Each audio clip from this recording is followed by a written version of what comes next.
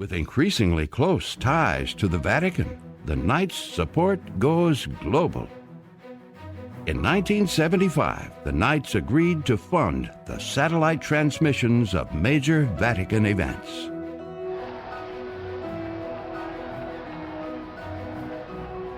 We've done that for the Christmas Midnight Mass, the Easter week services, the funerals of the popes. We've done that, and we've done the installation masses. The Holy Father had been brought. The Knights of Columbus also later decided to support satellite downlink costs for countries that couldn't otherwise afford to have access to this signal from the Vatican. For many countries, that signal would not have reached them without the help of the Knights of Columbus.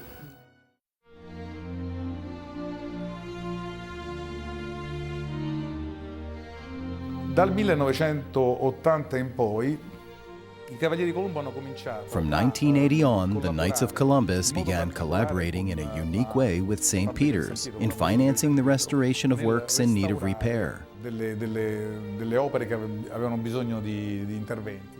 So we sponsored projects that were truly epic. For example, the restoration of the facade of St. Peter's in 1985.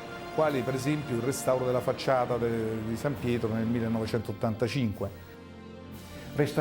This restoring the temple gives to the whole world this message of rejuvenation, that the entire world must continually return to God with an always growing need and enthusiasm, thus always with a younger faith. Over the years, the Knights have continued funding important restorations, including the statues of Saints Peter and Paul on the steps of St. Peter's and the Maderno atrium leading into the basilica.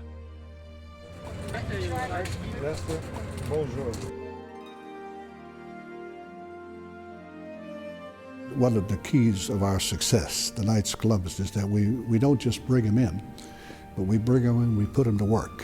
And I think this was the dream of Father McGivney. I think that was what he had in mind, is to get these men to become better Catholics, better citizens, better family men.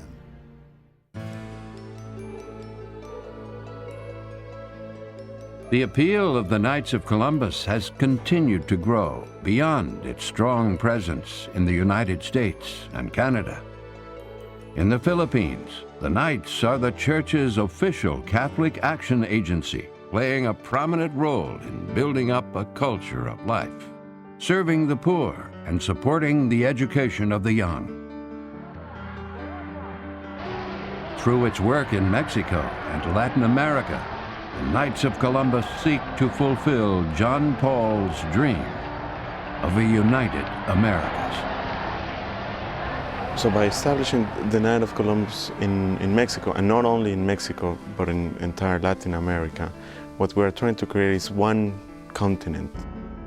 The one America that John Paul II talked about, the one Christian hemisphere. Because that's the future of the church. In 2009, that spirit of unity was on display at the first International Marian Congress on Our Lady of Guadalupe, an event sponsored by the Knights of Columbus to increase faith and unity across the Americas. From Canada to Argentina, we are called to present the message of Our Lady of Guadalupe as the mother of a civilization of love. Our Lady of Guadalupe points us to her Son, but she points us also to unity in her Son. And for Catholics, this unity must transcend all political and cultural borders. In 2006, the Knights expanded into Poland, fulfilling a wish of Pope John Paul II. Looking at a country in which the history and tradition of the Catholic Church is so strong and the faith is so vibrant and dynamic today, Poland was a natural for Knights of Columbus to begin a new chapter in our expansion and growth.